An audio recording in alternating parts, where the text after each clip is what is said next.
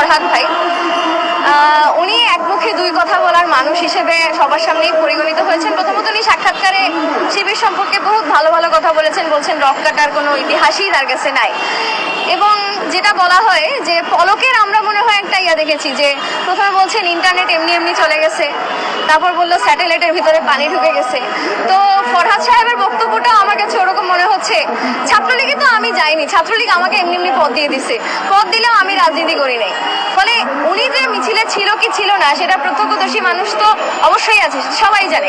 আর ছাত্রলীগের পদ পেতে হলে লক্ষ লক্ষ টাকা যেমন ব্যবসা বাণিজ্য এখানে আছে, তেমনি বাধ্যতামূলক তাদের মিছিলে স্লোগান দেওয়া, প্রোগ্রাম করাও বাধ্যতামূলক। ফলে এই ধরনের ভুজুং ভাজুং কথাবার্তা বলে মানুষকে বিভ্রান্ত করে ছাত্র শিবিরের নৈতিকতা ভ্যালিড করার কোনো চান্স নাই। আর ছাত্র শিবির যতই বলুক তারা একটা নৈতিক সংগঠন, যদি তারা নৈতিক সংগঠনই হতেন তাহলে বিগত 16 বছর বা তার পূর্ববর্তী সময়গুলোতে তার এবং তার যে পার্টি জামাত এই বিএনপির সাথে জোট করে রাজনীতিতে থাকতেন না, কিংবা ছাত্রলীগের ভিতরে লুকায়িত অবস্থায় রাজনীতিটা করতেন না, বরং ছাত্রলীগের সাথে সরাসরি চোখে চোখ রেখে তিনি ছাত্রদের হয়ে ফাইটটা করতেন, যেটা তারা করেন নাই। বরং ছাত্রলীগের হয়ে হলে থেকেছেন, সুবিধা ভোগ করেছেন এবং এখন তারা বলছেন যে তারা কখনোই সন্ত্রাসী কার্যক্রম করে না। কিন্তু আমরা জানি, আমাদের কাছে অসংখ্য নিউজ ক্লিপ আছে যে তারা চট্টগ্রাম বিশ্ববিদ্যালয়, রাজশাহী বিশ্ববিদ্যালয়ে কি করেছে। তিনি তো অবশ্যই এই প্রশ্ন এড়িয়ে যাওয়ার চেষ্টা করবেন এবং পরবর্তীতে এটা সম্পর্কে একটা বিভ্রান্তিকর উত্তর দেবেন। অবশ্যই জামাতে ইসলামীর বাংলাদেশের যে স্বাধীনতা যুদ্ধ, মুক্তিযুদ্ধ, সেটার বিপক্ষে অবস্থান ছিল এবং তারা এক পাকিস্তানের পক্ষে সেখানে লড়াই করছেন এবং সশস্ত্রভাবে বাংলাদেশের যে মুক্তিবাহিনী, মুক্তিযোদ্ধাদের ওপরে তারা হামলা করেছেন, নিরস্ত্র মানুষের উপরে হামলা করেছেন, গ্রামে গ্রামে গিয়ে নারীদেরকে ধর্ষণ করেছেন।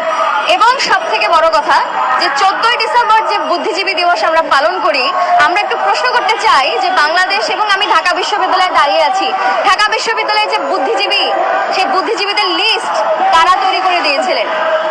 সেই প্রশ্নের উত্তর কিন্তু জামাতকে অবশ্যই দিতে হবে। কারণ আমরা জানি শান্তি বাহিনী, আলবদর বাহিনী, এই আলবদর বাহিনী পরিচালনা করত জামাত ইসলামের তৎকালীন সেই ছাত্র সংগঠন ইসলামী ছাত্র সংঘ। এরাই সেই লিস্টটা তৈরি করে দিয়েছেন এবং আমাদের দেশের বুদ্ধিজীবীদেরকে 14 ডিসেম্বর হত্যা করেছেন। এটা তো আমি একটা দিনের কথা বলছি। ফলে 9 মাসে তারা কি করতে পারে সেটার বর্ণনা আপনারা জানেন। এত কিছু প্রমাণ থাকা সত্ত্বেও কিভাবে করে তারা এটাকে অস্বীকার করে। এখন যেটা হয় যে যখন যারা ক্ষমতায় যায় তারা মনে করে যে বাংলাদেশের মানুষ হচ্ছে বোকা, তারা ইতিহাস বলতে কিছু জানে না, এদেরকে যা ইচ্ছা তাই খাইয়ে দেওয়া যাবে। তো জামাতের তো আসলে রাজনৈতিক যে মতাদর্শ বা তাদের স্ট্র্যাটেজিক্যাল জায়গাটা এতটাই অনৈতিক যে তারা এই ধরনের কথা মনে করতেই পারে। ফলে যেটা দেখা যায় যে তারা এই ধরনের কথাবার্তা বলবেন।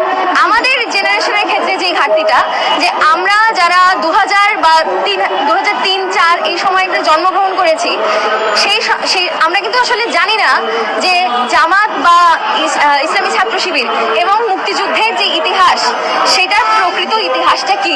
আমরা এখনো অব্দি মুক্তিযুদ্ধের যে ইতিহাস পাই সম্পূর্ণভাবে আওয়ামী লীগের ইতিহাসটাই পাই, যে এককভাবে আওয়ামী লীগই মুক্তিযুদ্ধ করেছে।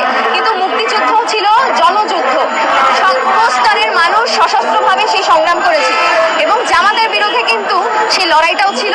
শুধু জামাত না, একটা স্বাধীনতাকামী মানুষ